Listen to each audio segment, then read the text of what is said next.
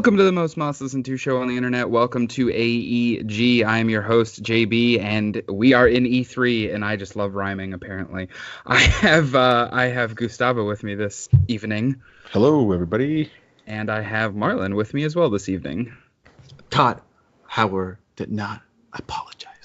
I mean, he kind of did. No, he kind of did. They kind of did. It was an apology tour. I'll give him credit. We'll get to it. We will get to it. But yes, day one of the conferences of E3 are over with. We had Microsoft this afternoon and then Bethesda this evening. We're going to flip the tables a little bit. We're going to talk about each of these conferences, try to go down as much play-by-play of everything that happened during them. But we're actually going to start with Bethesda because we kind of came to the consensus after it was over, like, yeah, Microsoft is so much better and there's so much more to talk about that we're all excited about that we didn't want to end on a downer, essentially. Not exactly. Saying Bethesda was bad, it just wasn't, there wasn't as much I thought to talk about as a whole. So we will start it off with Bethesda and just kind of run down, and then as we hit things as they were talked about, we will just, you guys can chime in and everything like that. Sound good? Sounds good. All right, so Bethesda starts off with Pete Hines taking the stage, talking about the company as a whole, and they really first start off with like a small video, like sort of thanking the players up front. Yeah, like, basically the gamers are the reason we are so successful. They keep they even said to the point of like they keep us in check, like they, when we start to get overzealous or do something crazy, they kind of rein us back in. That was definitely refer to Fallout 76. I'm pretty sure. Absolutely, yeah. Like when they said, one of the devs, I'm glad that you mentioned that, Jeff, because he literally said, "You guys keep us in check." I was like, "Uh-oh." Yeah. I mean, they messed up. They did not mess up. Okay, let me rephrase that. They had a really rough launch. Which we'll get to some stuff about Fallout 76 here very shortly. But no, they messed up. You were right. Yeah, I mean, they messed up. They had a very rough launch with Fallout 76. So after that introduction, we have Papa Todd Howard came out afterwards, and he kind of started with Fallout 76 as well, and he admitted, he's like, they had some difficulties that you definitely took us to task for, like. I think he said something along the lines of, we admittedly deserved the criticism you gave us, basically. Yeah. More or less. After he spoke for a little bit. Oh, go ahead, Marlon. I'm sorry. I was just gonna say that I like the fact that he says, and I'm kind of surprised that many of you are still here. Yeah, I think I even quoted that in our Discord. It's like he's like, yeah, we had some rough times. It's surprised some of you are still here. Like, he just kind of jokingly played it off, but they knew they made a mistake and they're trying to rectify it. But they started off with Elder Scrolls Blades. The studio heads came on stage. They talked about there's new job classes, jewelry designing, a Dragon Quest line, and their biggest update yet. And then they also announced that Elder Scrolls Blades, which is their free-to-play mobile game, will also be on the Switch this fall.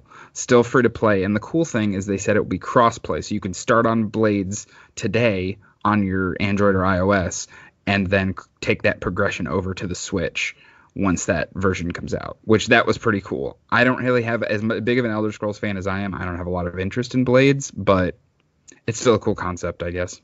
Yeah. Any thoughts, either of you? Not really. I just like the fact that Howard came out and just tackled the fact that, hey, we screwed up. Yeah. With Fallout 76, I sort of appreciated that. I like it when folks, eat a little bit of humble pie. It sort of shows their humanity, at least to me. So I like that.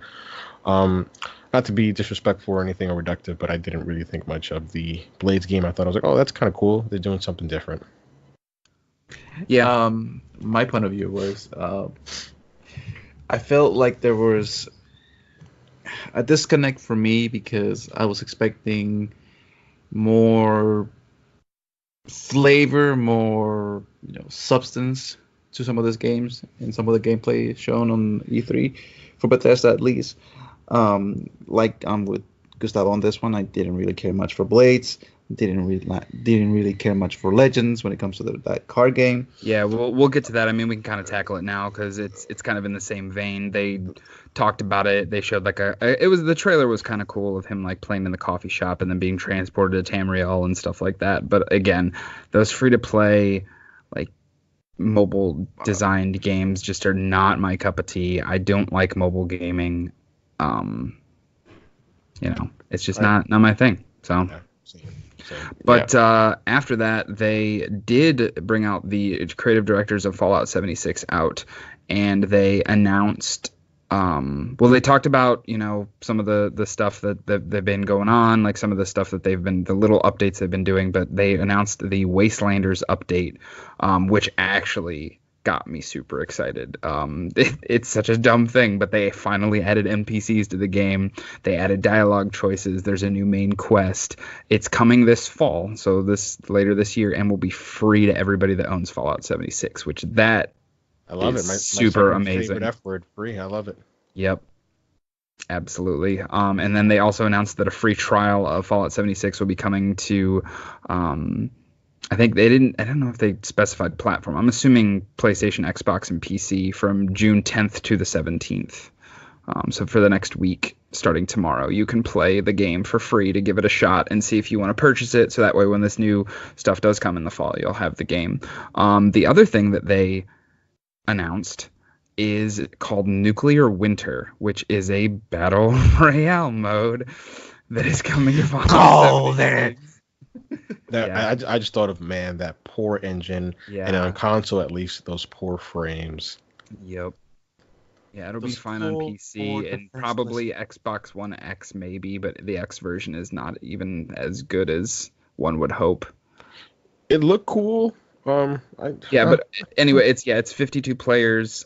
Each you fight to become the new overseer of this vault. It did say it was launching launching this week, because they said you can try the free trial of the game and Nuclear Winter free this week. Yeah, it's launching tomorrow, so it's going to be on for a week. So from the 10th until the 17th. So did they say that it'll be officially launched at that point, or? They just called it a sneak peek. They didn't really go much into it besides that.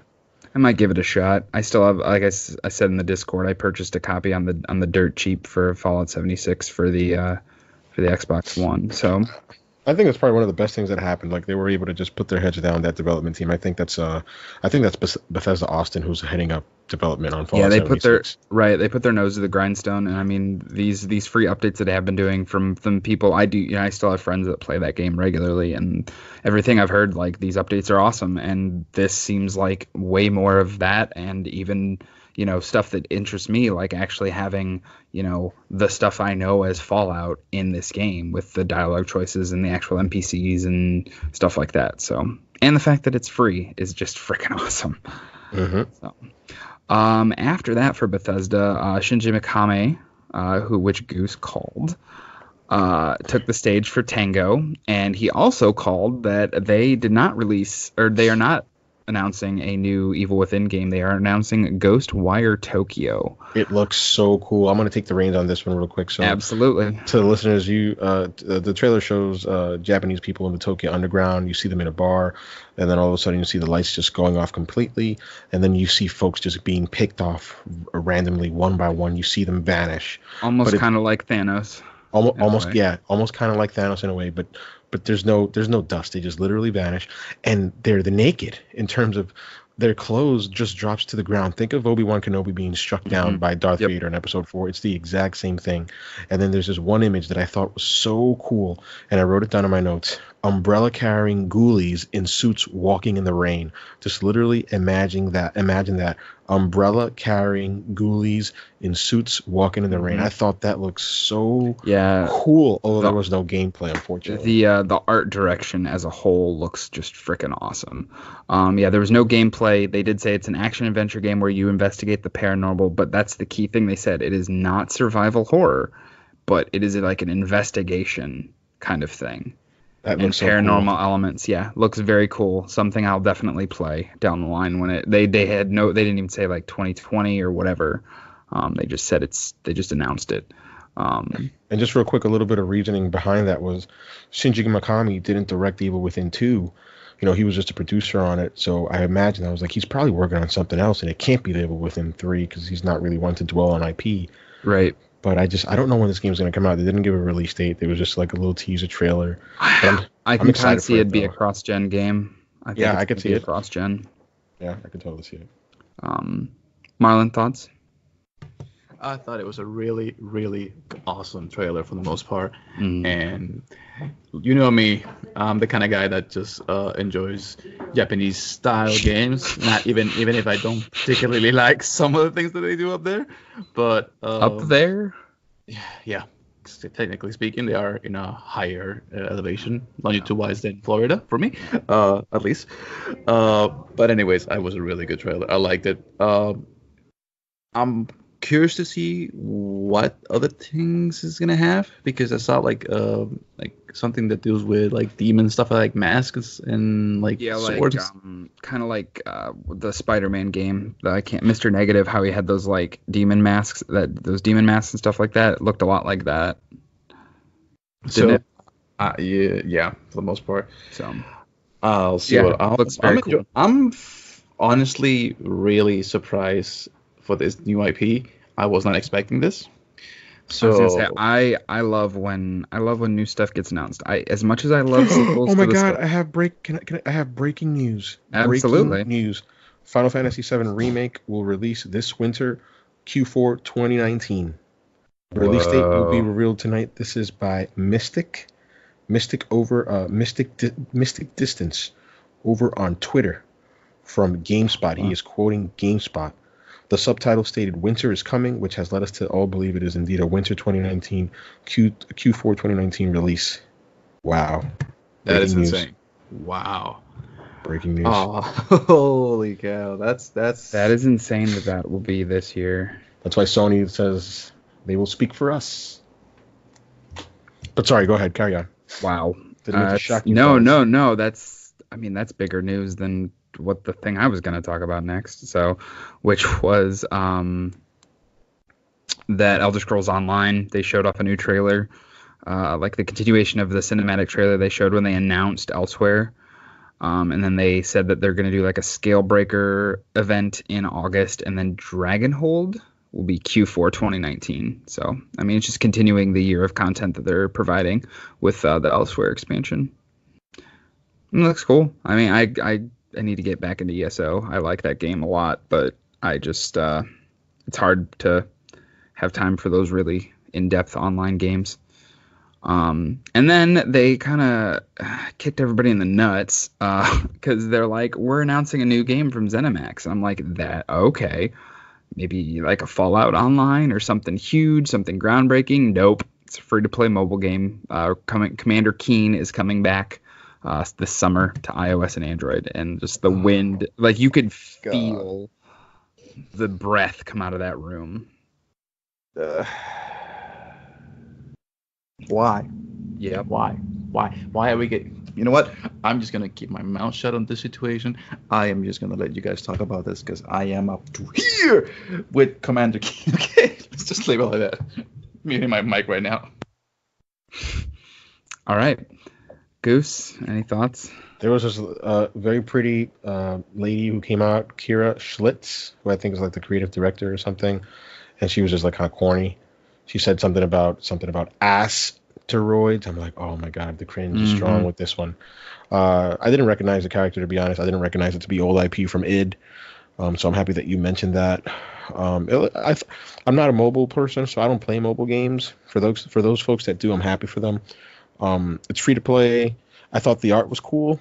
So Billy Blaze and Billy Blaze, brother and sister twin duo. I thought the art was cool. It's not something that I'd probably get behind. It's not something that I would play. But for the folks that do like it, that's good for them. But no, not for me. And then after that, Pete Hines came back on stage and talked about a new expansion for Elder Scrolls Legends. Well, he had the studio come out for Elder Scrolls Legends and talk about a new expansion for that. And then he also talked about Rage 2. which showed off new like free updates that they're doing for the game, which some of them look really cool. Like you can get a pilotable mech. They're going to do new cheat codes, new enemies and stuff like that. And then they talked about the Rise of the Ghosts expansion, which will be a full expansion coming to the game this fall. Yeah, I'm excited for that. It's a game that I picked up. I didn't really get into it, not because it sucks, but because I'm just in a rut in terms of playing games. But it looks like it's just more of the same. And I think I'm the only one who doesn't like what they've done with the marketing. They were doing like a sort of Family Matters type deal, and I just don't know. I don't think personally for me it doesn't fit well for the game. God, that was so bad. The first thing that came to my mind when I saw that was, where's the Full House take at the end? Whatever happened to predictability? We just got demonetized. So, any thoughts for some of the way that they did this conference? Just like overall theme when it comes to marketing. We got a few things done. Yeah. We got a few things left. After the Rage 2 stuff, Machine Games took the stage and talked about Wolfenstein Cyberpilot and Youngblood, which they showed a trailer off for Youngblood, and that game looks freaking awesome. So they're definitely going to focus more on co-op this time, for this game, which super into that. And then after that, Arcane Studios took the stage and announced a new IP called Deathloop. Which basically is Live, Die, Repeat the game, but it is a first-person adventure game that they said that they're talking about two assassins that every time they die they respawn and have basically stuck in a loop. But that's about all they really said about it. They showed off a trailer, no gameplay. You wanna hear something funny that happened to me while watching that trailer? So at the same time that I was watching that trailer, I was on Twitter, and I got some comments that says, "Why is the lady protagonist keep dying?" And I'm going, so wait, what? This person was basically private messaging me and telling me that they were mad that the lady kept dying instead of the man. It's like, are you fucking... Oh man, and I said nothing about it, said, you know what, I'll let this person in. But as the conference kept going on, I just kept going, no man, all right, whatever it is. We're in that time of the month, so it is what it is. But that's just my point of view when it comes to.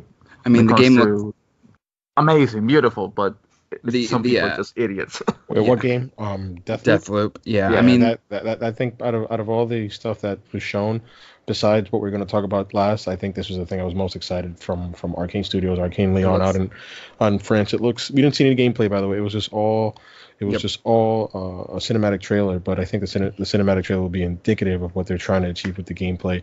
I said on the Discord that I was reminded, based just on what we saw, I got some I got some We Happy Few vibes. I got some Live, Die, Repeat vibes, just because of the Deathloop thing. And I also got an Oblivion vibe. Oblivion, that Tom Cruise film that came out like in 2013. I was like, man, I just saw like all. It's funny that both of those movies involve Tom Cruise. Yeah, but I'm excited for it. I can't wait to see what it is. Yeah. When they first started showing like some of the like the concept art at the beginning, I thought for a while that it was going to be like a smaller game, like maybe like a $30 to $40 game for whatever reason. But no, that's the vibe that I got. This is a big budget. No, this is a AAA game for sure. Yeah. Yep. Looks cool. Looks very cool.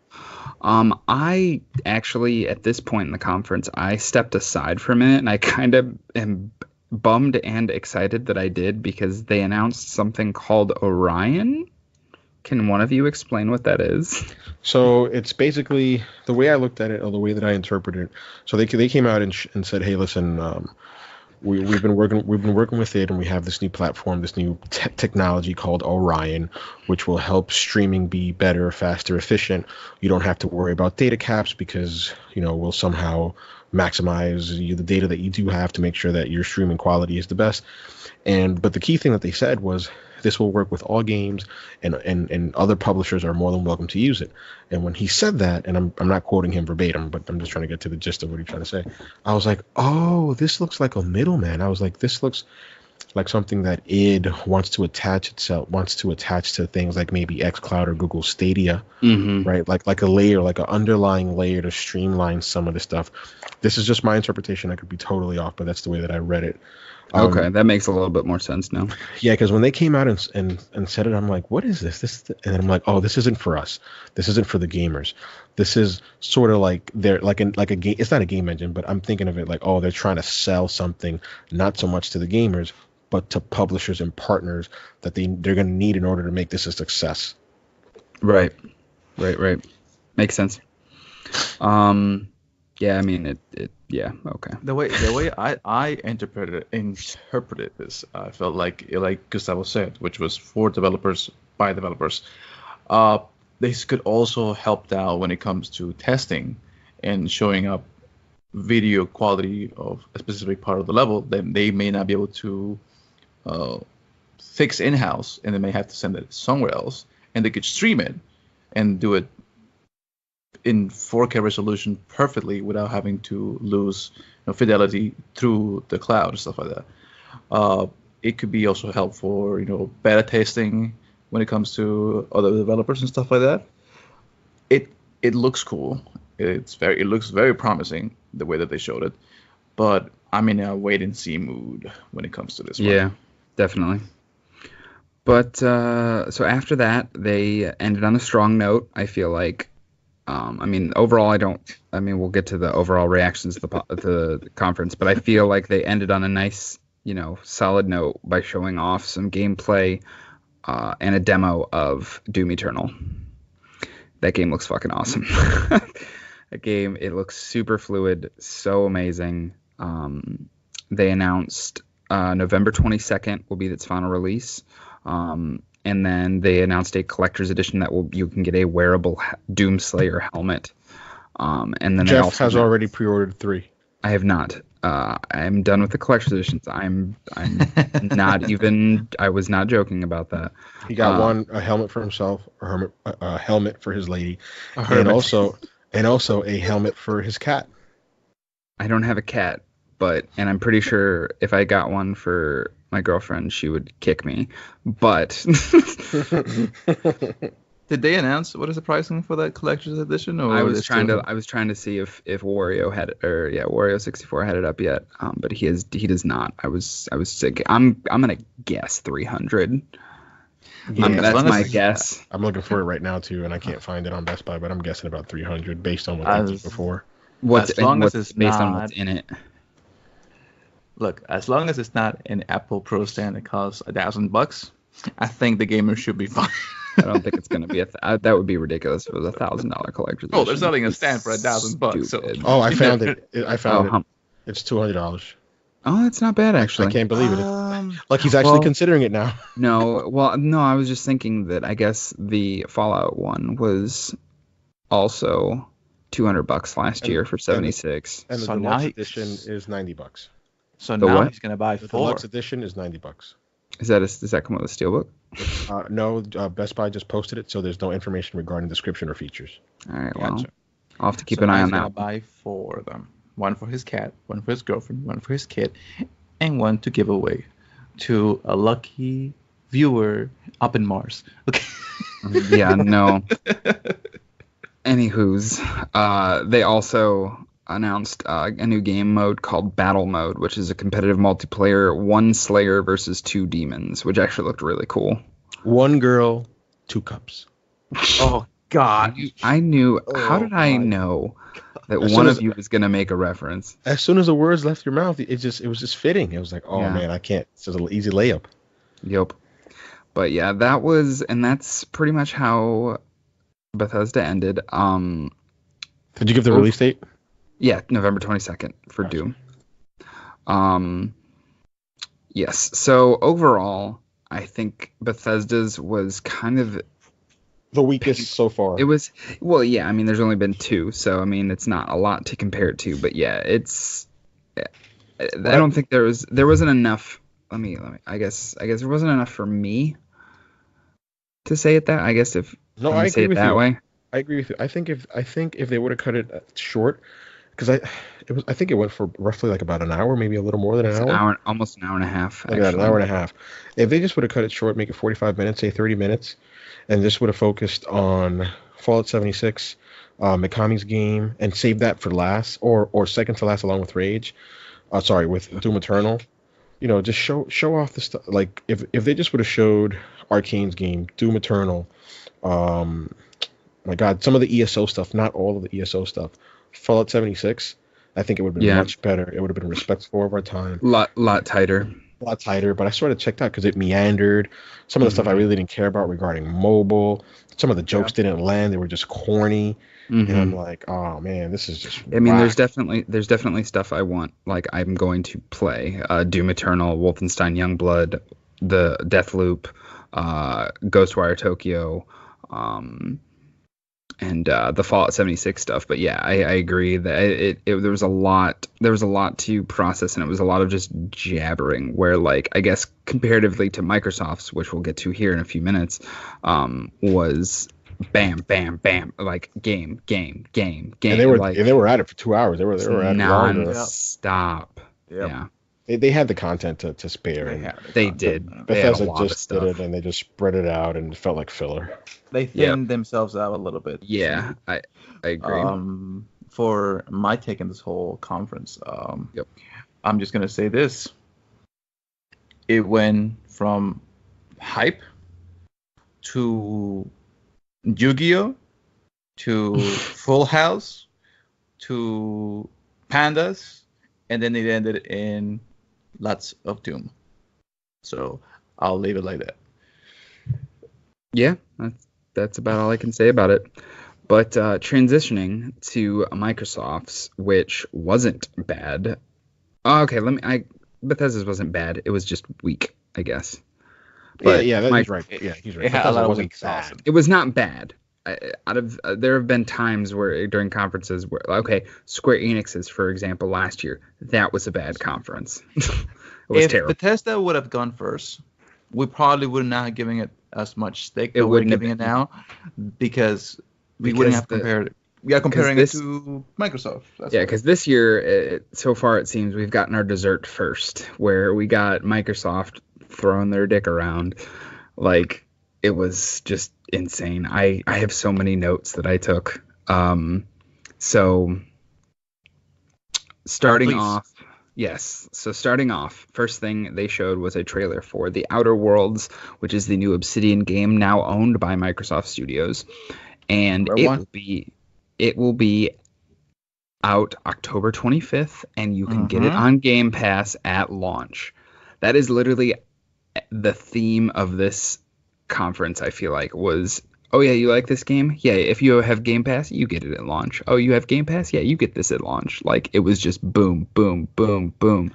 So next one was Ninja Theory showing off Bleeding Edge, which they didn't. Yep. Oh my God, you're gonna do this. Which is a 4-player multiplayer co-op game. Which it's like hack and slash. It looks cool. Not something for me. Yeah, it did leak yesterday, or it was Friday. It might have been. I was so mad when that leaked, man. I was so mad when that leaked. I was thinking, please, this cannot screw my prediction. Please, I beg the gods up there, do not screw this up for me. Yeah, it looks cool. They're doing a technical alpha, which starts at the end of the month. Looks sweet. After that, they showed off Ori and the Will of the Wisps, which shockingly doesn't come out till February of next year. I was pretty surprised on how long that still has in the oven. I was pretty surprised too. So as soon as I saw that, I was like, wow, that is so odd. Is there something wrong with this team? So I had to look it up online. They're a very, very small team. Okay, that makes sense then. Yeah, very small. That explains why they're taking as long as they are. So for me, who does not have an Xbox right now, this was the game that for me was going to push me to buy an Xbox. Okay. Ori was? Yeah, because it just, when I first saw the first trailer for it, I thought, man, that game looks really fucking pretty. I really want to buy that game. But wait a minute, this one or the first one? Because there's a beautiful Ori out already. This one. So when I saw this trailer, I was like, oh man, I really want to play this one. But I said to myself, you know what? I'm gonna wait until more information is out to see if that game's gonna come out for PC or if it's only gonna come out for Xbox. And when I saw that it might come out until next year, I was thinking, that's getting a little bit too close to Scarlet. Yeah. That's the thing I got. Like, oh no, I guess I'll just have to wait. Yeah, I don't blame you on that one, buddy. So after that, they announced Minecraft Dungeons, which is a 4-player co-op dungeon crawler, coming out in spring next year. I thought that looked really cool. I'm not a Minecraft person. I don't play Minecraft. I don't think I've ever played Minecraft. But I saw that. I'm like, that looks nice. I like it. Yeah. I mean, it's not. It's sorry. It's a different type of gameplay that we're normally used to when it comes to Minecraft. And to be honest with you, that's a good thing that Microsoft is doing. That's completely all right with me. Just keep it something different. Mm-hmm. I was a little surprised that they kept, like, when they first mentioned it, there was like, oh, from the studio that made Minecraft. I'm like, oh, this is Mojang's new game, great. But then I was kind of surprised that they kept the Minecraft name, even though it was still the same art. I was like, oh, I thought they were going to try to get away from Minecraft, so that took me aback a little bit. Like, I'm pretty sure if they would have named it something differently, I would have been more open to playing it. But I mean, I still play it whenever it does come out, if it does come out under the time that I have Xbox Game Pass. Right, yeah, it'll be, yeah, that is also, I was saying this, like I was saying, everything, like that was the theme of this freaking conference was Game Pass at launch. Game Pass at launch. I wrote that so many times on my notes, dude. Me too. God. And I'm so happy about it. Would you call this conference the ultimate game conference? No. He was going for a bit there, but that fell short, dude. Yeah. So after that, Phil Spencer finally takes the stage, talks about I wrote Big Dick Daddy Phil is up next, wearing some shirt with a logo I don't recognize. Talking about gamers wanting to be able to play where they want, when they want, and with whom they want on whatever they want. Hundreds of games highlighting in particular 60 games, 14 games from Xbox Game Studios, and 34 premiering on Xbox Game Pass.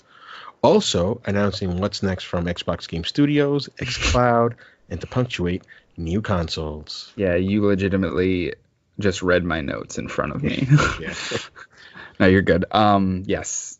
So after that, they showed a trailer with some of the gameplay from Jedi Fallen Order that we saw yesterday. And a little more. You start off with Cal in some sort of swamp, and you see like an AT-AT. Yeah, and you're like climbing up the leg of it with all the like swamp, like the moss and stuff hanging off of it. That looked really cool.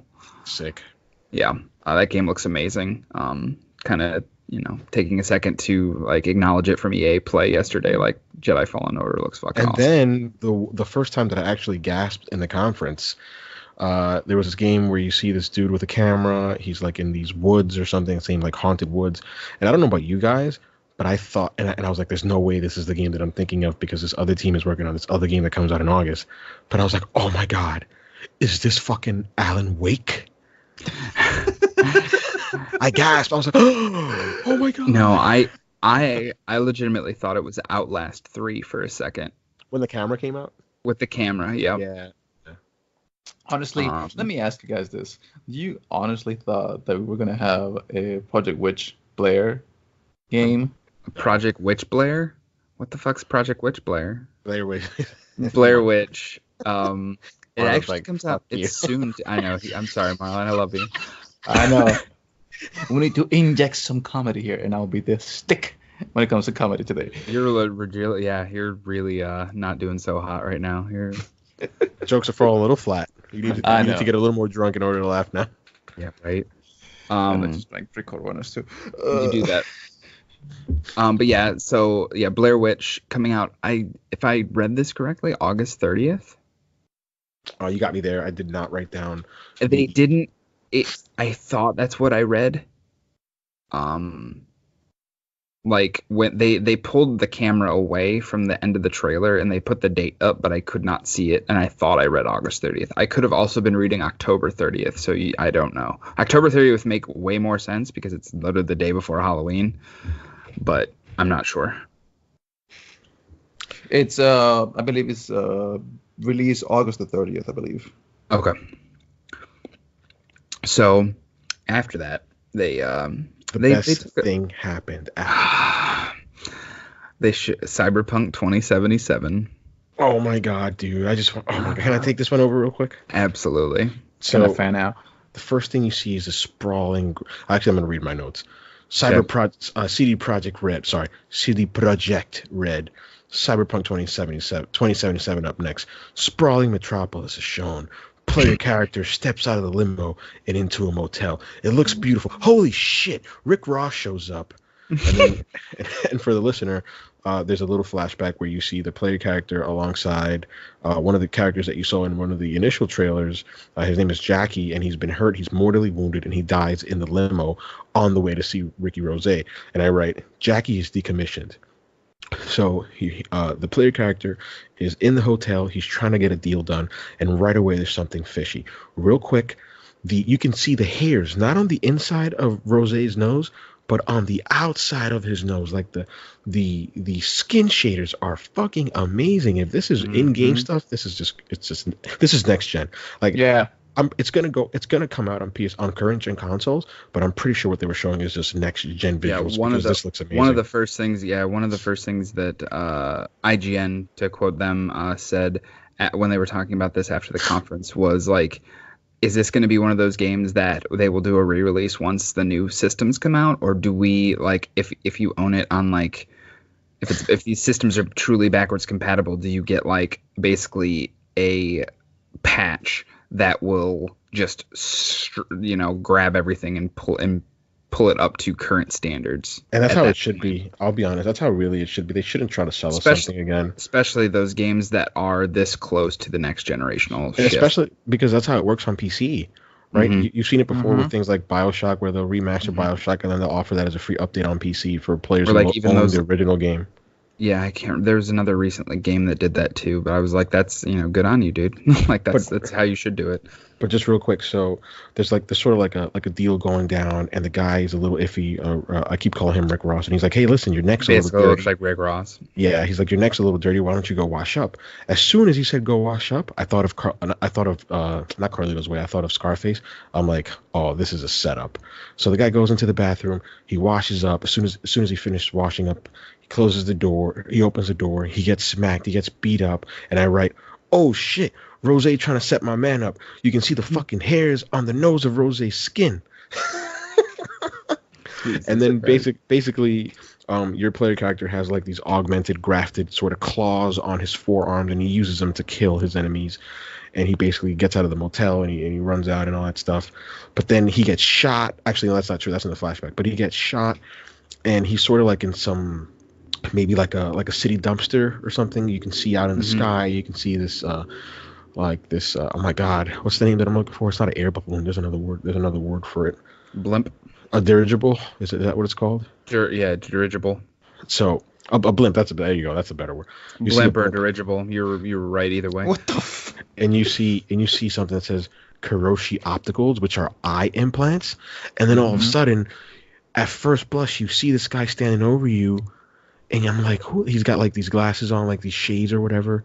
But the hair is unmistakable. The chin is unmistakable. The chiseled physique. He's just so handsome. He's a good looking man. You just want to fuck him.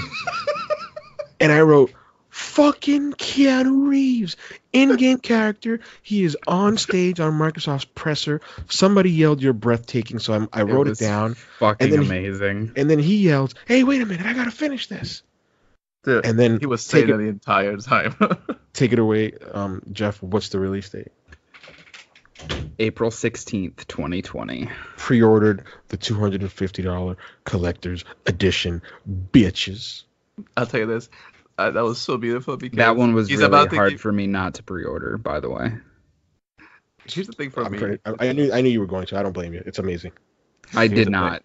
Oh, you didn't? But I did not, but I was really tempted. It was really tough not to do that. I want that damn steelbook. That's like literally the only thing I really want. What is the collector's price? Wait, which steelbook? You want the steelbook that comes with the actual one, the one that comes with the collector's edition, not the one that comes with the Best Buy one. Yeah. Yeah. Although I did pre-order the regular one from Best Buy, so I could get that Steelbook though. This guy, I swear. Jeff, what can Oh I my tell you? god, the fucking Steelbook for Gears 5 is amazing. It's art by Alex Ross, the legendary Alex Ross. Oh my god. Can you send that in the Discord, please? Yeah, I will. Okay.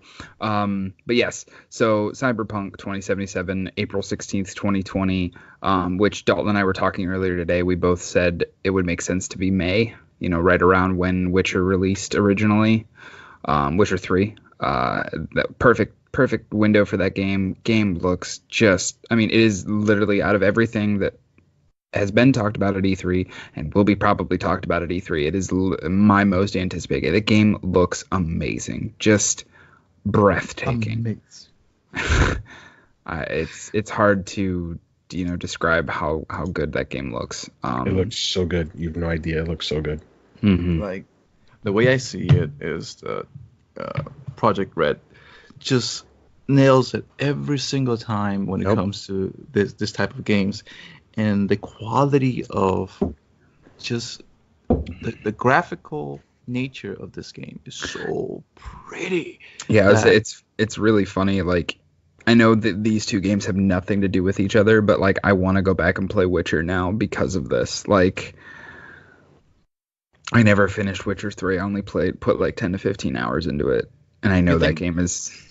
So let me ask you this: do you think they will make a remake of Witcher 3 for the Xbox Scarlet and a PS5?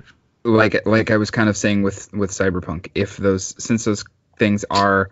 Yeah, I sent the wrong thing. Sorry. Okay, you're good. If they're backwards compatible, yes. Yeah, like if Cyberpunk is, these systems are backwards compatible, Cyberpunk will be up-resed. I think they would do something along those lines. For like a Witcher, like put out a patch that brings that up to speed. Dude, that Steelbook does look legit for that collector's edition. Yeah. I want the drone, I'll tell you that. That drone looks cool. Yeah, we're talking about Gears 5, which we'll get to here shortly. But moving past Cyberpunk 2077, because that was like, Dalton posted in the Discord, like they should have waited to show that, and I wholeheartedly agree. They should have waited to drop that bomb, because that was early. They should have either done it the first thing or closer to the end. Yeah, I think I agree. They should have done it closer to the end, although I sort of wish. Anyway, we'll get to Gears later. Continue. I'm sorry. Oh, go ahead, Marlon. So no, I was just gonna say I feel like the reason why they didn't put Cyberpunk 2077 at last was because it is not a first-party title for them. So yeah, but they're the only one that can show off third-party titles right now. With Sony not being there. I know, but I felt like if they cannot do that. They need to put. Right. Yeah, I 100% get where you're coming from. Just real quick before we move on from Cyberpunk 2077, yes. I'm usually not a big fan of when we see movie stars in games. For example, Quantum Break, I didn't like when they put Iceman as the main character. I hate that. But I did like the bad guy though, the Peter Baelish from. Littlefinger. Really cool. Littlefinger was awesome. Yeah, Littlefinger was awesome as the antagonist, but Keanu Reeves just fits so well. It's perfect. And independent of his John Wick success, he just exudes 80s, Yep, and that's what this game feels like. Just looks amazing. All right, so I'm gonna burn through the next few things. I'm just gonna start talking, and if you have anything super big to say, go ahead and stop me. Okay. I'll stop you at Sarah Bonds, which will come after you talk about this. Sounds good. Spiritfarer. A new 2D adventure game was announced. Game Pass at launch. Battletoads was shown in a trailer. Game Pass at launch. RPG Time: The Legend of Wright, an adventure game, literally hand drawn, like Drawn to Death. Drawn to Death art David style. Jaffe game. Yeah. Was announced. And then they did an indie game montage with it was probably 20 titles. I got them all basically, I think. Oh, nice. I didn't get any of them, so. Just real quick, so Star Renegades, Pathological 2, Dead State Drive looks kind of cool. After Party, which looks kind of cool. After Party does look good. this other game called Tabs, The Good Life, Crosscode, Creature in the Well, River Bond, Onto the End, Blazing Chrome, Felix the Reaper, which I also thought looked cool, Undermine, Supermarket Shriek, Night Super Mario Call, Shriek is super cool.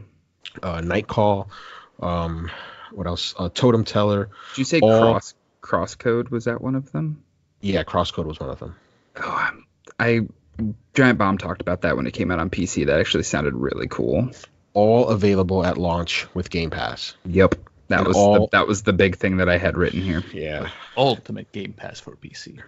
I can't believe that they actually put that. We're gonna get to that. Yeah, I was like, that's literally next. After that, Sarah Bond, the head of Game Pass, came out, talked about they're going to be debuting new titles on Game Pass today. Batman Arkham Knight, Metro Exodus, which literally just came out a few months ago, Hollow Knight, and Borderlands Handsome Collection were all on Game Pass today, which I downloaded both Metro Exodus and Borderlands Handsome Collection. So and real quick for the listeners, for those of you who have Borderlands Handsome Collection, which includes Borderlands 2 and Borderlands the pre-sequel, know that there is a free DLC. I think it's It's called Commander Lilith or something. Lilith and the Fight for Sanctuary. It is available right now. It's also, I already downloaded it. But yeah, it's available now. And ties to the next Borderlands game, which comes out in September. So it's perfect. But just to note, it's free until July 8th. So make sure that you download it from July 8th forward. It'll be $14.99. You have about a month. Yeah. But yeah, after that, they talked about Xbox Game Pass Ultimate and Xbox Game Pass for PC, which was just announced last month. Talking about some of the stuff that'll be there at launch, including Halo Master Chief Collection, which includes Halo Reach.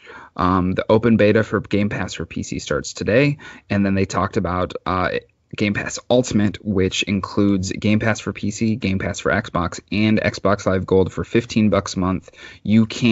They're doing a deal right now where if you sign up today, you pay $1 and it extends your Xbox Game Pass and Xbox Live Gold. It like amalgamates them basically, because like it basically streamlines them. So I'll use my example real quick. So if you for an example, if you have 12 months of Xbox Live Gold, you'll pay $1 and you'll have 12 months of Xbox Live Game Pass. If you have 12 months of Xbox Live Gold and in addition you have 6 months of Xbox Game Pass, what it'll do is it'll just streamline them and combine them. Well, not combine them, but add them together. And once you pay the $1, instead of having basically just 12 months of Xbox Live Game Pass, you will have 18 consecutive months of Xbox Live Game Pass, which is what happened to me. My Xbox Live Gold subscription was set to end in May of 2020, and in addition, I had a concurrent subscription of Game Pass for 3 months. So what they did was they just added it all up together, and now I have Xbox Live Game Pass Ultimate until August of 2020, which is a great deal for $1. Yeah, for me, same thing. I had Gold until October, and I had Game Pass till July, and it took me. I have now both until the end of like 3 days before Christmas, like December. So it added like 2 months basically onto my Xbox Live Gold, and also gave me Game Pass for that entire time as well. So for Xbox listeners out there, go do it. It's $1. It's $1 freaking dollar. Just real quick, for those of you who want to game the system, you can use this deal and get up to a maximum of 3 years of Xbox Live Game Pass Ultimate. So let's say that you have a year of Xbox Live Gold. If you want to buy 2 years of Xbox Live Game Pass, or 3 more years of Xbox Live Gold, if you can find a cheap deal on Gold, which is what I tried to do, but I was a little overzealous, so I didn't wait. Just do that, buy Gold up front, and then just pay $1. And you could literally have Xbox Live Game Pass Ultimate for up to 3 years if you can play your cards right. It's amazing. Yep. But that was a very cool segment. The Game Pass is freaking amazing. It's such an awesome concept. I mean, Goose said it in the Discord earlier today. Like the industry is shifting to service based, and this service is freaking incredible. Yeah. It is. But after that, they showed off Microsoft Flight Simulator. Now, and the cool thing was they showed it off and it was captured in real-time 4K, is the way they worded it. And good lord, that game looks amazing. It looks like real life. I was fooled. I was totally fooled when they were showing like the scenic shots. Yes. Like, is this the new Forza Horizon expansion? Right. That's what I thought. Because Forza uses those type of shots. I know, but the thing the thing that makes me laugh about the whole situation is that literally after that you get the Forza. Yeah, pretty much almost right away you get the new Forza announcement, which we'll get to here. But yeah, is now Flight Simulator did I read, is that just for PC Game Pass? It is not an Xbox game? I missed that because I know on the lower left hand side of their screen they were saying it had the descriptor, but I totally missed that one. Me too. Like that was mainly for PC. It is probably PC. Because the next one they announced was Age of Empires 2 Definitive Edition, which is also PC only Game Pass. It looks so cool though. It does, yeah. I want that on Xbox. After that, they announced Wasteland 3, which cool franchise. I never have personally played it, but it looks very cool. It's set in Colorado. I think that's In Exile, who they just recently picked up too. It is. Yes, that is correct. And speaking of picking up studios, Double Fine and Tim Schafer joins Xbox Game Studios. Holy cow. It's a huge get. I was literally about to quote you and say, hey, Jeff said it's a huge get, and he's absolutely right. Mm-hmm. I was taken aback. I was not expecting them to buy another studio, no less them having, to get Double Fine out of all studios. But for those of you who saw the making, there was a game that they put out. Oh my God, I think it was Broken something. They Broken Age. Broken Age. Thank you, Jeff. So I was going to say Broken Arrow, but Broken Arrow is, for those Xbox nerds out there, is the code that the Xbox folks use when live gameplay goes down and they have to switch to a canned feed. Mm-hmm. Just real quick tidbit. But anyway, Broken Age. You're such a nerd. I am. I love you, Goose. I love you too, brother. Broken Age. They had a documentary in which they showed the hardships of making that game, and then they showed the hardships of having to ask the fans for more funding. Mm-hmm. And I always thought that Double Fine wasn't long for this world with their current model of having to rely on things like Kickstarter and Indiegogo. So it's a solid deal for Schafer to go back to Microsoft, to sell to Microsoft, and hopefully, because if I could be wrong, but I think their last big AAA game was Brutal Legend, and that was published by EA. I would love for them to do something, not like Brutal Legend, but a big AAA game, and I think with the backing of Microsoft, that's going to happen. Yeah, my buddy was texting me during this, and he was like, oh man, that's crazy that Tim Schafer and Double Fine is going to be, he's like, just give me a Psychonauts 2 release date or a Brutal Legend remaster. Actually, that's literally what he texted me. Which they did show. They did show off. Yeah, they did show off a Psychonauts 2 trailer. They didn't do a release date though. No, yeah, there was no release date. It's funny you mentioned that. But continuing with the theme, that now Psychonauts 2 will be available in Game Pass at launch. Yeah. It's insane. After that, Star Wars Lego, Skywalker Saga, Dragon Ball Z. The RPG game that they did is now called Dragon Ball Z Kakarot. Looks good. Which it looks good, but man, how many times can they tell that fucking story? Dragon Ball Z Caca-mierda. That's what I'm gonna call it. For our Spanish listeners. But then there was another game that one I was like, wow. Annapurna. Dude, 12 minutes. 12 minutes. Looks, oh my, look, so I'm gonna read my description real quick. Go for it. World premiere. Annapurna game, 12 minutes. Looks so cool, narrative heavy.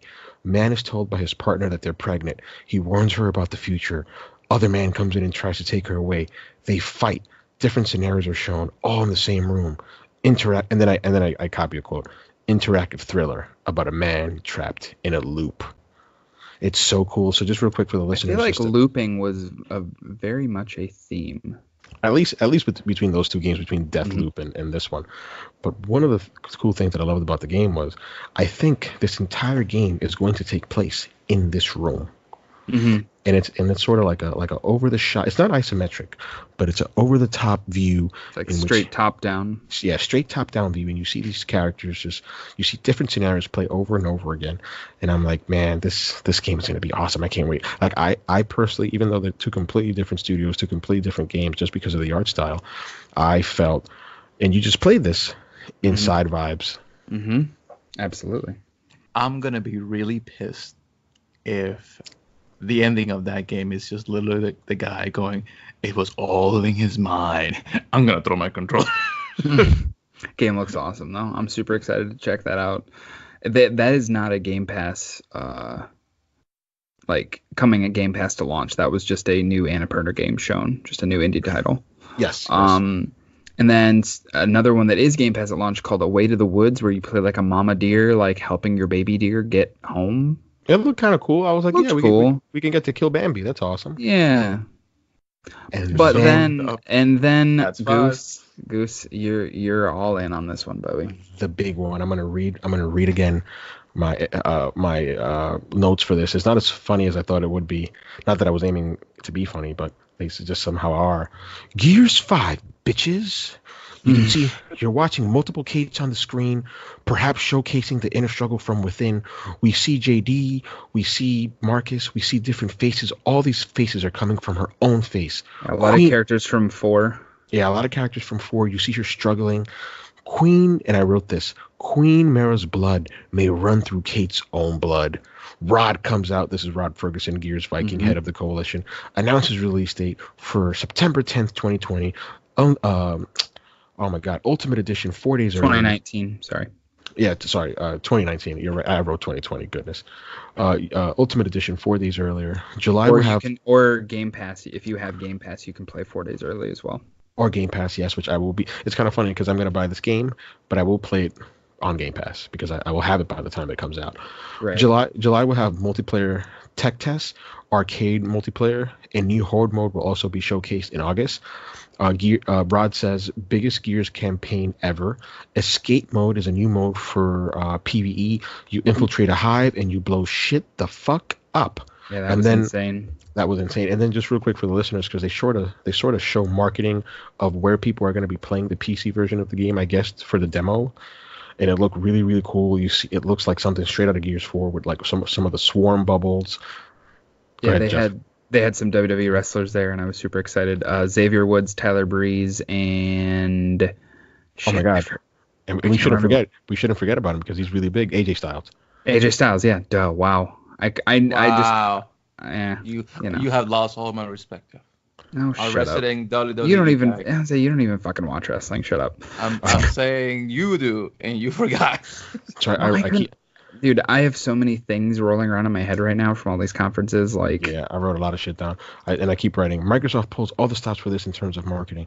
WWE superstars, they suck. Sorry, Jeff. Swarm has hijacked the DBs.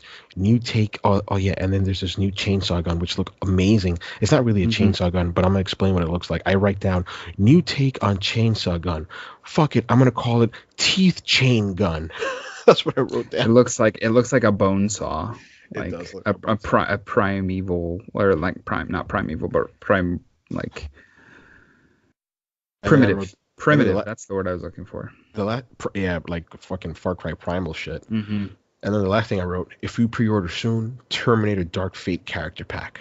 That's the last thing I wrote. You get an exoskeleton from Terminator Dark Fate. If you pre-order or one of the Game Plus players that play during the first week. It was overall, Gears looks incredible. I'm surprised, and I know you said this as well, Goose, that they did not show any campaign. Nope. They did. I was hoping that they'd talk about 4-player co-op, which is something that I really want. But it's one of those things we get to play the game in literally 3 months from today. We will be playing the game. Dude, I cannot believe it. I cannot wait. I was certain that it was a lot earlier than I was expecting. Yeah, it much earlier than I was expecting. That's one of those things. I'm gonna have Game Pass, so I'll be able to play at the 4 days early. That gives me about a week prior to Borderlands 3, so I'm gonna have like a week to knock out the campaign at least, and then I'll be just dabbling in multiplayer here and there. Sorry about that. I gotta give my dog his meds, but I will continue. Sorry, listeners. I have an alarm to let me know when I have to give my dog his medication. But me and my friend Justin, bro. we've already settled, and we're gonna make plans. He was already asking me. He's like, when does it come out? I'm like, this is the date it comes out, and if you get it on Game Pass, you get to play it 4 days early. He's like, you better take fucking Friday off. We're playing Friday, Saturday, Sunday. We're gonna finish this shit. I'm like, you damn right. That's awesome. Dude, I can't wait. Like, awesome. Yeah, like I cannot wait for. Look, Gears 5 just looks beautiful because it looks like carnage and beauty all mixed into one, because you want to see what's going to be the story for the next Gears 5, and you want to see where the Bloodbound situation comes into. But let me ask you this, Jeff. What do you thought about the presentation overall when it comes to just the cinematics when they were showing that Gears 5 new mode, like when they opened up the stage? Yeah, I thought that was really cool. Like, it definitely they know where their real, the meat of their sandwich is, I guess, to so to speak. They know, presentation is everything, and they know the Gears fans expect a certain level of that kind of stuff, and it was super cool, super cool. One of the things that I tweeted at Rod was when the coalition was working on Gears 4, one of the things they kept saying is, we're going to get it right. We're not focused on getting it different. We're going to focus on get it right. We're not ready to own it yet because this is our first one. But now, especially with this new mode called Escape, it's a 3-player PvE mode in which you drop in some sort of pit and you have to fight your way out of it. It looks amazing. Looks cool. I cannot wait to play it. Which you posted or you put in the Discord at least actual gameplay. I have not watched that yet. Yeah, I've got this whole playlist of things to watch. As soon as I finish and edit this podcast, I'm gonna go watch them. I don't have to work tomorrow. Fuck you, job. I'm so petty. No, you're good. But yeah, that game looks amazing. So real quick, moving on from that, because we've been at this a while already. The Xbox Elite controller. I got it pre-ordered. Yeah, so did I. And so did Dalton. Go ahead and I'm assuming you have the new features, Goose. I do not, but I will in less than 30 seconds. All right, I will keep moving on then real quick. It's right here. It's right here. Perfect. So they're launching basically a new version of the popular Elite controller. It's $30 more. It's $30 more, but just real quick, it supports USB-C and Bluetooth. One of the things that it has that I could be wrong, but I'm pretty sure an Xbox controller has never had. It's a rechargeable battery that lasts for up to 40 hours. That was a huge selling point for me.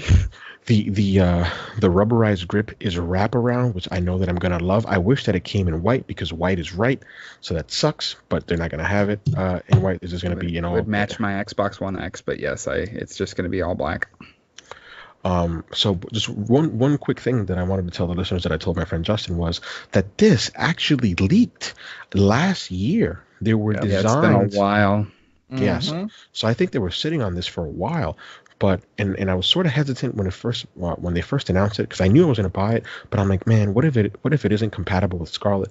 But I'm like, there's no way that they're going to release this a year before Scarlet and not have it be compatible with Scarlet. So I plunked the money down. I'm like, I'm going to get it. Yeah, the thing for me was that I did say that we were going to get the Elite Controller 2. I thought we were going to get it day one. That did not happen. So I'm a little bummed out about that. I'm also a little bummed out that we didn't get a Gears 5 or a Doom Collector's Edition for the Xbox. We might get it later on, but I could see it being...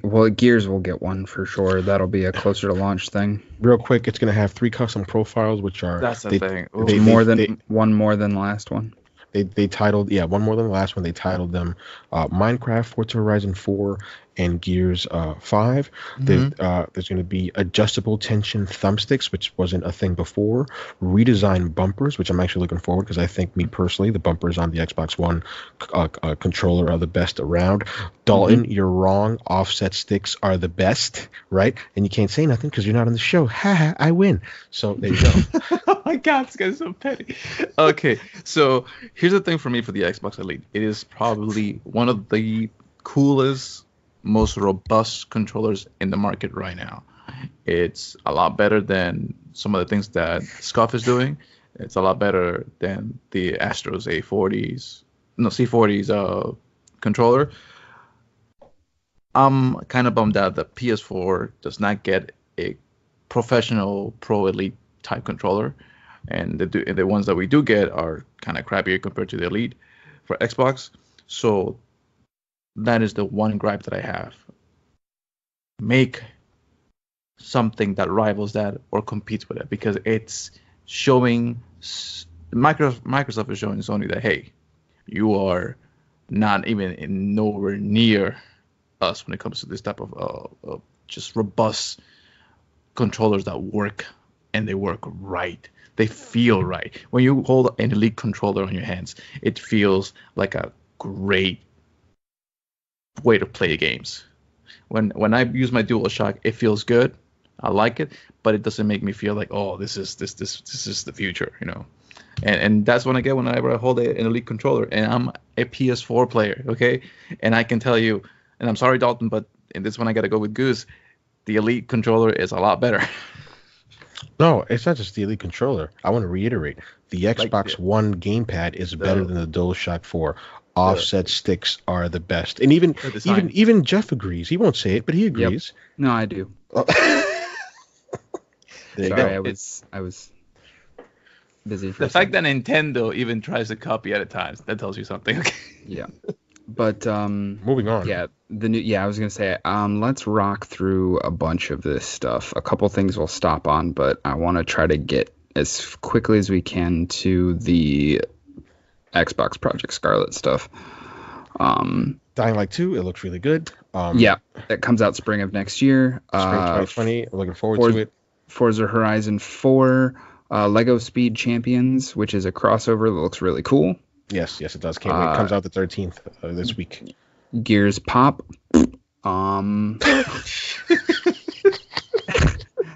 Okay, never mind. Jeff, you are the comedian in this one right now. I got you.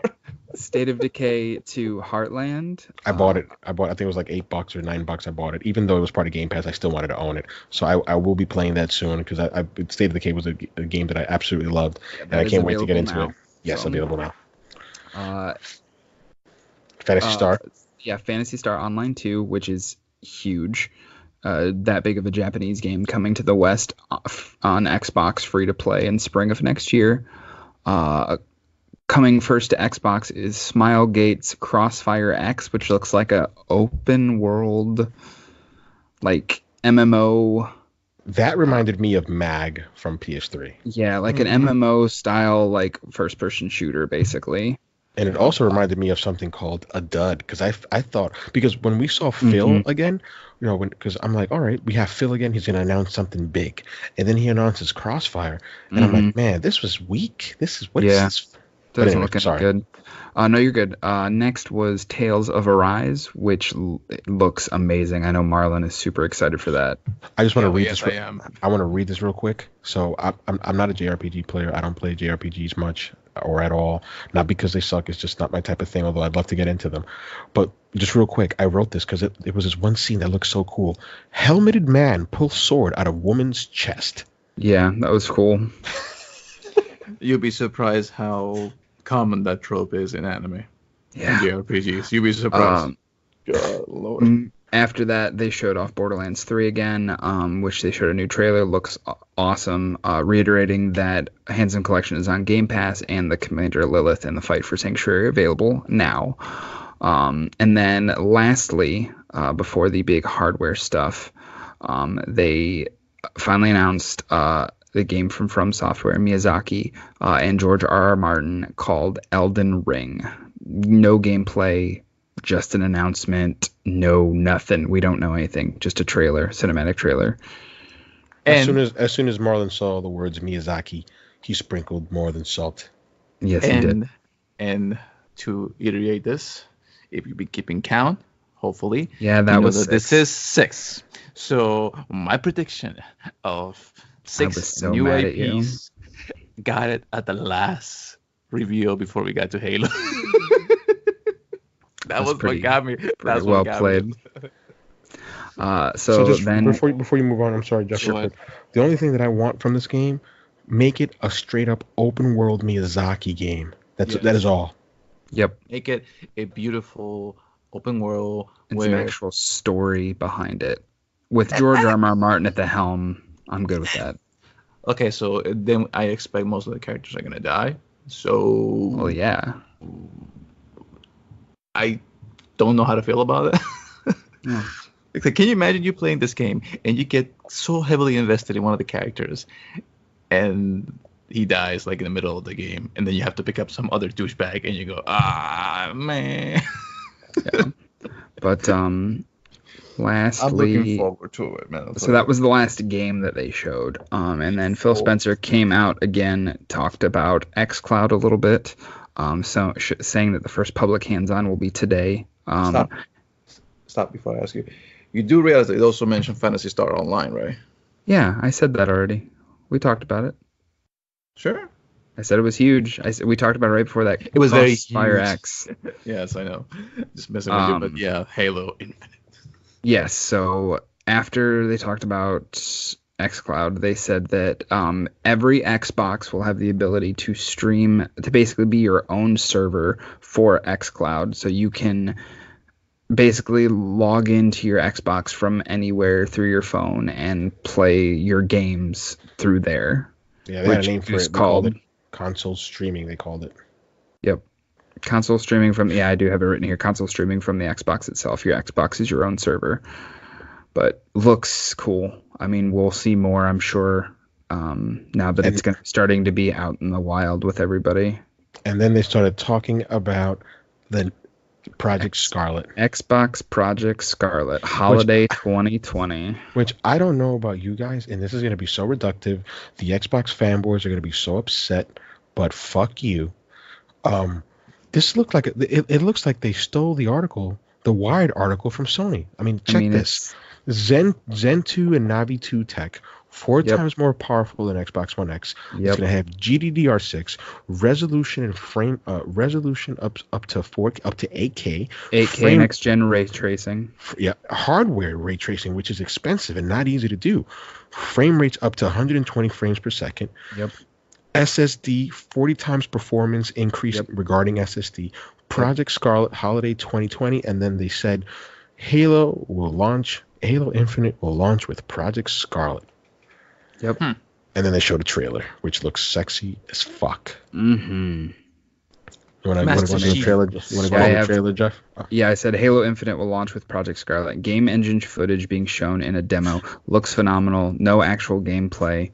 Master Chief was picked up by this person, the spacefarer, which when they showed like the guy watching the holotape of his wife or whatever and talking like to his kid, like it just looked so, and it said it's game engine, so and he was clean shaven, and then afterwards you can see that he spent some time in the UNSC ship. Yep. Oh man, that game looks so good. I cannot wait for Halo Infinite. But yeah, dialing back a little bit, new Xbox, reduced load times, bigger leap than any other generation they've ever done. Most immersive console experience ever was one of the phrases that they said. And all the studios, all 13 of Xbox game studios, are now all in with the new system. Yep, can't wait for it. It's going to be a day one. But just let's move on to Master Chief, and then we'll give our final thoughts on the show.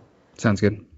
Halo Infinite looks amazing. I was bummed that they did not show gameplay. I think I did get technically a prediction right that it will launch alongside of the console, but I did not get the console launch date correct. You got to have a point for that. I did. So I don't think I did very well overall, but you get some brownie points, bro. Yeah, you did well. But yeah, Halo Infinite, I'm all in. I'm ready. Master Chief. We're not talking. Master Chief was actually in the trailer. That's one thing we haven't mentioned. Master Chief was in the trailer, and he spoke. We see this. He did speak. Goose got a point for that one. I did. I said Master Chief will speak. I think I was gonna say the only thing he said was status report, but then he said the thing right before he jumped out of the ship.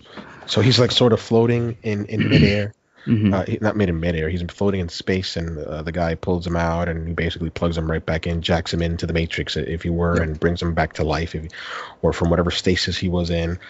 And it just looks so badass. You saw the 117 on the right side of his armor, on his arm. Which is something that this is almost, from what everybody's been talking about, this is almost like a spiritual reboot of Halo. Of the first one, yes. Of the first one, yep. On the OG Xbox, it looks good. Just real quick for the listeners as well, the 343 Industries Twitter put out a tweet stating that Halo Infinite will be available on Project Scarlet Holiday 2020 and also on the Xbox One family of devices. So that means that you'll also be able to play it on current gen consoles, which is a great thing because they had said that before. And xCloud as well, or not xCloud, on Xbox One as well. Oh yes, on Xbox One. Yep. So I think it looks awesome. So what are y'all's overall takes of Microsoft? Just real quick, I'll go first. Try not to take too much time. Sure. I enjoyed it. I liked it. Cyberpunk 2077 got me really hyped. Star Wars at the beginning got me really hyped. There were a couple games, that Tales game, although I don't play RPGs, that looked really cool. I got excited for State of Decay 2, that new expansion. I got excited for the expansion for Forza Horizon 4, because I haven't put as much time. The Scarlet reveal for me, which was the biggest thing that I was looking forward to, was sort of lackluster, and there's a lot of what we'd already heard, like you said, from the Wired article. Yeah, it's sort of. I'm not saying that they copied Sony's playbook, because obviously they both are working with AMD to produce both the CPU and GPU. And they're definitely going to be doing something different, or else what's the point of buying one or the other than the games? Other than the games, yeah. So I'm actually, although I think you're probably kind of right and wrong on that one, because I think the hardware will be very similar, like in most cases, but it will be the software that will be the differentiating factor. But another thing that I was disappointed was the lack. There were a lot of games, and they were awesome third-party games, but I was expecting more third-party games. There was a prediction that I made. I was hoping to see Rocksteady's new game, even though they did say they weren't going to be at E3. I did not believe them, because they are Team Lies. So I was really excited, but after I ate and I showered, I was like, it certainly wasn't an A. I'll give it a solid B+. I'll give it a solid B+. They got a little bit of a boost because Sony wasn't there. But it wasn't bad. It certainly wasn't bad. It just wasn't what I thought it would be. Marlon, do you want to give your final thoughts? My final thoughts on the Microsoft E3 2019 press conference will be this: 7.5 out of 10. Too much scarlet, too little green. Anyways, basically, a lot of the games at the show and the conference, I'm pretty happy that they're bringing to the Microsoft Xbox. Battletoads was not expecting it to look like that, but hey, it's a different art style, not to my liking, but it is something different. Phantasy Star Online 2 coming into the Xbox. That's fucking huge. You guys have no fucking idea how big that fucking franchise is. And yes, I'm saying it 3 times, but it is a huge franchise that Microsoft is gonna get. Halo Infinite, I like the fact that it is sometime after. You can see basically the entire ring, like one big size of the ring, just completely destroyed. Yep. And the thing that makes me laugh about that little trailer was the fact that the guy has barely any fucking energy in the ship, and he's gonna boot up Master Chief, and then when he finally basically logs him in, he's like, "Yes, I'm safe. I don't have to deal with this shit anymore." So I like the fact that it was a very diverse conference. We did get a lot of different studios, and we know that Microsoft is priming themselves towards the next generation. Yep. And they're gonna butt heads with Sony because, hey, listen, a lot of the big people from Sony has left some of their studios, like some of the big developers, artists, and stuff like that, and they have moved forward to other studios that now works with Microsoft. So it's going to be very interesting to see how next gen's console war plays out. I like the fact that Microsoft is not only warring on that front, but they are also warring on the front that, hey, you can play anywhere, anyway, anyhow. You know, whether it's your mobile, whether it's your PC, whether it's your Xbox, whether it could be features from Microsoft or Xbox Live towards the Switch. I have breaking news. Final Fantasy VII Remake will be available March 3rd, 2020. March 3rd, 2020. Damn it. Okay. Did I? I think I said this year, didn't I? I don't remember. I have to listen to the shows again in order to tally.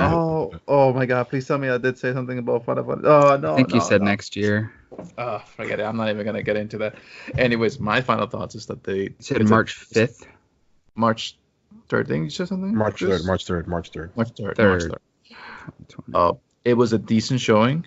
I want to see what the rest of the conferences are going to be. But for me, as of right now, it is leading. It was the best conference that we have seen so far. Bethesda's conference was very lackluster, very panda-ish for me. Yep. But yeah, let me. That was my thoughts on it. So take this one home real quick. I think Microsoft. Yeah, I would say Microsoft, I think, did a very, very good job this year, better than I've seen previously from them. Outer Worlds looked great. Nice way to start off the show. I think Jedi Fallen Order looks awesome. Cyberpunk 2077 obviously is right up there for most excited game. I love the stuff they're doing with Game Pass, and I'm making all these titles available day and date with their launch with Game Pass if you're a subscriber. Like that's it. I don't think people really understand how huge that is. Gears 5 also looks amazing. I love the new Elite controller. And obviously Scarlet looks incredible. And, I'm not, it's going to be a toss up of which games I want to play and where I want to, kind of stake my claim for the next gen. I think, and obviously Halo Infinite looks incredible and coupled with Scarlet. But overall, I think Microsoft did a better job than I've seen them do in the last, few years. And like Marlon said, they're really ramping up for next gen. Something that was like really surprising for me, and this doesn't really get talked a lot, but the fact that AMD has been eating so much of Intel's market over the past couple of months, just leading up to E3 and stuff like that. I mean, they're powering a lot of the Apple stuff. They're powering a lot of the Microsoft Now stuff with Xbox Scarlet. I think they're working alongside with PlayStation. Yeah. I think it's crazy what they're doing for sure. So for me, that's the thing that's been getting me like on the back burner. I'm going, man, AMD really is stepping up. So. Hey man, Jeff, take it away, man. You are a host. You know more than this. Yeah, I was gonna say we gotta wrap this thingamajiggy up. Good first day. I think it's gonna be listen to us tomorrow. See where it goes. Yeah, listen to us tomorrow evening when we'll do another one of these. We'll be talking about Ubisoft and Square tomorrow night. So not much. Apparently, we'll keep it on all the leaks. Yeah, no shit. But yes, thank you guys for listening, and continue to stay here at AEG for all the coverage of E3 2019. Keanu Reeves, bitch.